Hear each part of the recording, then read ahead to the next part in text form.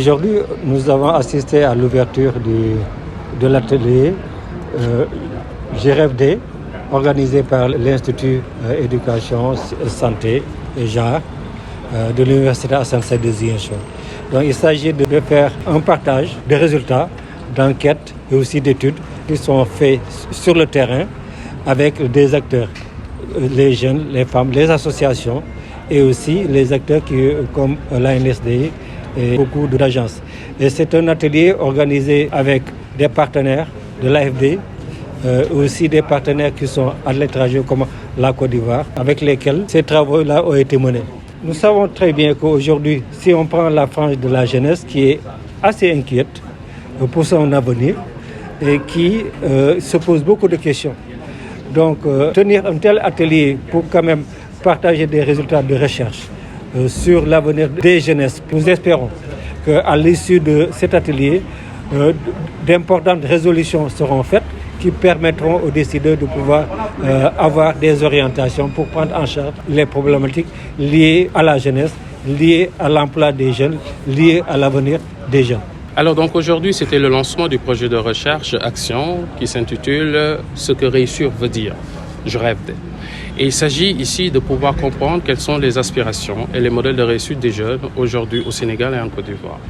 Et on veut comprendre d'abord qui sont nos jeunes, qu'est-ce qui les fait bouger, quels sont aujourd'hui les éléments qui structurent et qui composent leur modèle de réussite.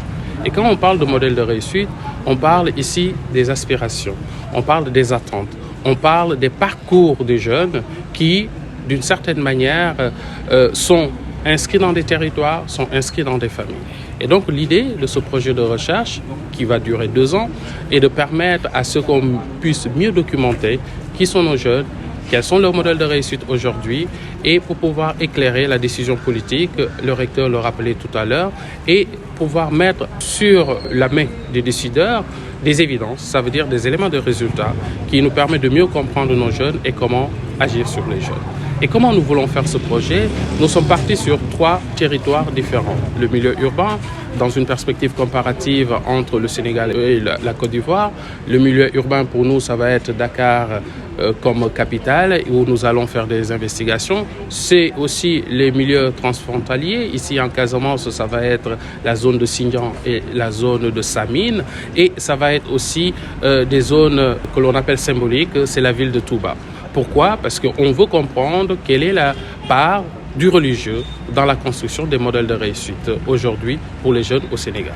La partie quantitative, ça veut dire les questionnaires, on n'aura pas moins de 3000 jeunes qui vont être interrogés, mais aussi nous avons une partie qualitative. Si on regarde sur l'ensemble du projet, nous pensons interroger pas moins de 5000 jeunes qui seraient inscrits dans ces différents territoires, soit dans la partie, comme je disais, quantitative, il s'agit donc d'un questionnaire qu'on va mettre en place, mais c'est aussi des entretiens dans les différentes localités. Ce sont des observations et c'est aussi des focus group où on va réunir des jeunes pour pouvoir partager avec eux, pour mieux comprendre qui sont-ils, que veulent-ils et quelles sont les aspirations qu'ils ont pour aujourd'hui et pour demain.